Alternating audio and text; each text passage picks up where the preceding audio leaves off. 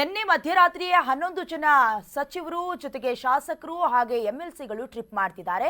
ಇದರ ಮಧ್ಯದಲ್ಲಿ ವಿದೇಶ ಪ್ರವಾಸಕ್ಕೆ ಸಚಿವ ಕೆ ವೆಂಕಟೇಶ್ ಚಕ್ಕರ ಹಾಕಿದ್ದಾರೆ. ಪಶುಸಂಗೋಪನಾ ಸಚಿವ ಕೆ ವೆಂಕಟೇಶ್ ಟ್ರಿಪ್ಗೆ ಚಕ್ಕರ ಹಾಕಿದ್ದಾರೆ. ಪಶುಸಂಗೋಪನಾ ಇಲಾಖೆಯಿಂದಲೇ ಸ್ಪಾನ್ಸರ್ ನಡೀತಾ ಶಾಸಕರ ಫಾರಿನ್ ಟೂರ್ ಉಸ್ತುವಾರಿ ತಟಸ್ಥವಾಗಿರೋದು ಯಾಕೆ? ಸಚಿವ ಕೆ ವೆಂಕಟೇಶ್ ವಿದೇಶಕ್ಕೆ ಯಾಕೆ ಹಾರಲಿಲ್ಲ?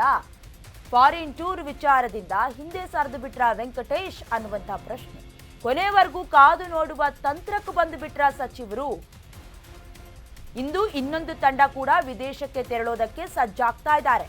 ಸೊ ಇಂದು ವಿದೇಶಕ್ಕೆ ತೆರಳುತ್ತಾರಾ ಸಚಿವ ಕೆ ವೆಂಕಟೇಶ್ ಅನ್ನುವ ಪ್ರಶ್ನೆ. ಒಂದು ಕಡೆ 21 ಜನರ ಹೆಸರು ಕೇಳಿ ಬರ್ತಾ ಇತ್ತು, ವಿದೇಶಕ್ಕೆ ಹೊರಡ್ತಾರೆ, ಅಧ್ಯಯನ ಮುಗಿಸ್ಕೊಂಡು ಬರ್ತಾರೆ ಅಂತ.